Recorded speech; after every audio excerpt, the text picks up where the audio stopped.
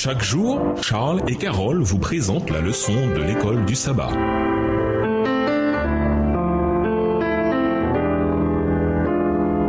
Bienvenue à votre émission Dieu nous parle. Nous leçon de vendredi. Pour aller plus loin, nous vous invitons à lire dans le livre Patriarches et Prophètes, le chapitre La prise de Jéricho, écrit par Ellen G. White. Le péché même qui causa la perte d'Akan avait sa racine dans l'amour de l'argent. C'est un des péchés les plus communs de nos jours et dont on fait le moins de cas. La confession d'Akan était venue trop tard pour qu'elle puisse lui profiter. Il avait vu l'armée d'Israël revenir d'Aï, battue et découragée. Il avait vu Josué et les anciens le visage contre terre dans une angoisse inexprimable. S'il avait fait sa confession alors, il aurait donné quelques preuves d'un vrai repentir. Mais il garda le silence. Il entendit annoncer qu'un grand péché dont précisait la nature avait été commis. Mais ses lèvres restèrent closes. Puis, l'enquête solennelle débuta. On commença à tirer au sort, l'âme glacée d'épouvante. Il vit successivement désigner sa tribu, puis son clan, puis sa famille. Mais là encore, il se refusa à balbutier le moindre aveu. Il attendit que le droit de Dieu se pose sur lui et ne parla que lorsqu'il n'y eut plus moyen de rien cacher. Il est fréquent, hélas, ce genre de confession où l'on ne reconnaît sa faute qu'après son dévoilement à tous les regards. Qu'il est différent le repentir de celui qui avoue un péché connu seulement de lui-même et de Dieu. Akan n'aurait pas confessé sa faute s'il n'avait espéré éviter par là les conséquences de son vol. Mais sa confession, lorsqu'elle se produisit enfin, ne servit qu'à montrer que son châtiment était juste. Elle ne renfermait ni repentir sincère, ni contrition, ni changement de disposition, ni horreur du mal. Extrait du livre Patriarches et Prophètes, chapitre 45, page 471 à 472. Livre écrit par Ellen G. White. À méditer, discuter les applications du 10e commandement. Exode 20, le verset 17. Dans un monde dominé par la publication et le consumérisme, concrètement, comment faire la différence entre un désir et un besoin? Et pourquoi cette distinction est-elle importante? Lisez la prière de Daniel 9, les versets 4 à 19. Pourquoi est-il significatif que Daniel, en confessant les péchés d'Israël, ait continué de dire « nous » alors que nous n'avons pas de trace que Daniel ait pu faire quoi que ce soit de mal? Réfléchissez à la question à la fin de l'étude de jeudi. Pourquoi l'obéissance des Israélites à toutes les prescriptions et les règles était-elle si importante pour leur témoignage? De quelle manière ce même principe s'applique-t-il à notre Église aujourd'hui? Autrement dit, notre témoignage ne serait-il pas beaucoup plus efficace si nous vivions vraiment selon toutes les lumières que Dieu nous a données? Au revoir. Et à demain si Dieu veut.